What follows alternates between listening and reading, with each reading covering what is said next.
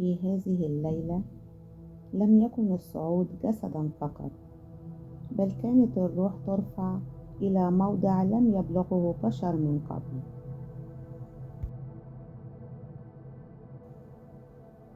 بعد أن بلغ النبي صلى الله عليه وسلم بيت المقدس، جاءت اللحظة اللي توقف عندها الوصف وبدأ الغيب.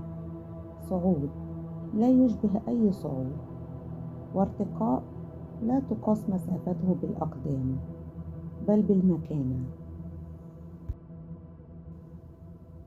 سمو بعد سمو، وباب يفتح، وترحيب لم يعط لبشر سواه، وفي كل سماء لقاء وسلام وشهادة بالرسالة، وكأن السماء كلها تهيئ لحظة أعظم مما سبق. ثم جاء القرب، قرب لا تحيط به الكلمات.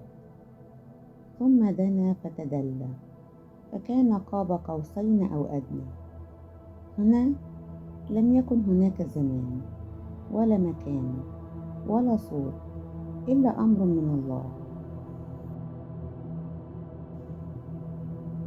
وفي هذا المقام لم تفرض عبادة غيرها، لم ينزل بها وحي إلى الأرض، ولم تبلغ بواسطة، لكنها فرضت من فوق 7 سماوات. 50 صلاة، ثم تخفيف، ثم رحمة، وكأن الرسالة كانت واضحة. الصلاة صلة مباشرة بين العبد وربه. الصلاة لم تكن عبئا، بل كانت هدية. لم تفرض لتتعبك، بل لتقربك، لترفعك من الأرض كلما ثقلت عليك الحياة. لو تعبت، لو ضاقت، لو حسيت إن الدنيا تقيلة، افتكر إن الصلاة مش حركة جسد، دي معرج روح. كل سجدة اقتراب، وكل دعاء باب مفتوح. لو ربنا فرض الصلاة في السماء، يبقى مكانها الحقيقي فوق الهم وفوق الألم.